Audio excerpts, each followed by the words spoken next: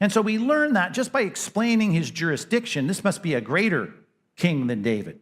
And of course, Jesus points it out by simply saying this song was written by David, and David looks up to whoever he's talking about here, which of course, as you read it, you start to understand this must be talking about the son of David, the ultimate son of David, who's even greater than David. It's not like this Messiah is going to be great like David was. It's no, that this Messiah was going to be greater than David was.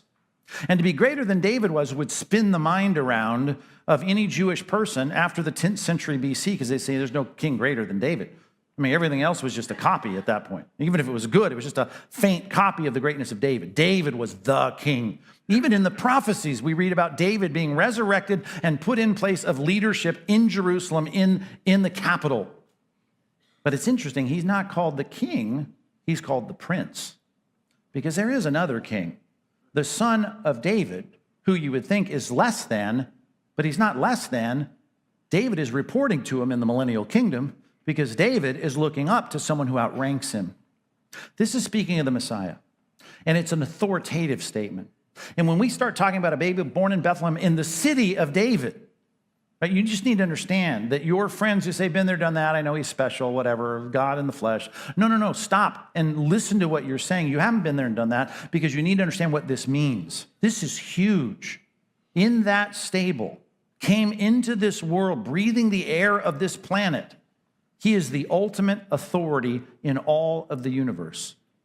Number one, you need to affirm the divine. Now, underline that, highlight it, capitalize it, whatever you want to do, circle it. The divine incarnation.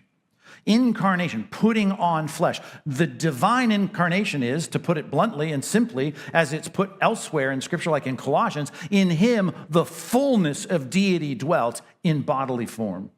That's gigantic, right? Here was Christ, who existed in the form of God. He did not regard equality with God, at least in the exercise of his attributes, a thing to be grasped or hung on to. But he emptied himself, taking the form of a bondservant, being found in human flesh. What happened in that stable is so big that I just have to drive this home for a few minutes. Go to John 5 just to get a sense of this. This is bigger than any of your neighbors think. This is bigger than your coworkers can imagine. And it's probably bigger than most of us tend to think. And we need to brush off the dust to think about the divine incarnation, that God visited the planet and walked around with toenails, right? And had teeth and eyelashes. This is gigantic. This is gigantic. How big is it? Well, let's look at this passage in John chapter 5. If you look at John chapter 5 and you start, let's say, in verse 19, you can see a superscription in our English translations is not a superscription like in the Psalms. We have modern day editors and translators who look at how this is laid out in typeset, and they add those titles. But what is the title if you're reading out of an ESV above verse 19? What does it read? The authority of the Son. We're talking about the power. Now, I've already given you the authority of the Son. The most authoritative person in the Old Testament says, well, God, the King of Kings, says to my Lord. He outranks all the humans. We know that. So Jesus said to them, truly, truly, I say to you, verse 19, the Son can do nothing of his own accord, but only what he sees the Father doing. That may sound like, oh, you're really trying to be humble here. If you said that, I'd call you a blasphemer. Because here's the deal. Even as a Christian, let's talk to Christians now. You're a Christian, you're striving to be holy, you're striving to be sanctified. Whatever God would do, I want you to do. Remember the old bands, what would Jesus do? Let's just think about this. If you were a perfect person, you could say, I only do the things the Father does. Whatever he is, that's what I am. Well, I don't have my own agenda. My agenda is God's agenda. You might have some pious person say that to you, and even that, you're like, well, I doubt it. Not 24/7. And here is Jesus saying, I don't do anything. I have no agenda of my own. My agenda is God's agenda. Only what the Father's doing, that's what I do.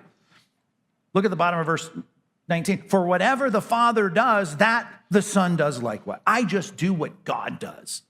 Whatever he thinks, whatever he does, whatever he values, whatever he prioritizes, whatever he does, that's what I do. Whoa. Verse 20. The Father loves the Son, and he shows him all that he himself is doing. I have complete access to his brain. Everything he thinks, everything I do. But why? Because he loves me. And greater works than these will he show him, so that you may marvel, and you're going to marvel. Like with what? Well, let's start with verse 21. For as the Father raises the dead and gives them life. Now think about this. There is clearly in Daniel chapter 12 a promise that not just the few, and there was just, you can count them on basically your hands, less than 10 people in all of the Bible. And just a handful in the Old Testament were resuscitated from death. Clearly they were dead, and God brought them back through the ministry, let's say, of Elisha. But you can see a person dead and they come back to life. That's pretty remarkable. I've been to a lot of funerals, never seen that. Okay? This would be like if someone stepped up and said, no, bam, you're alive now. That'd be big. Well, Jesus comes and does that to Lazarus, but that's really, it's bigger than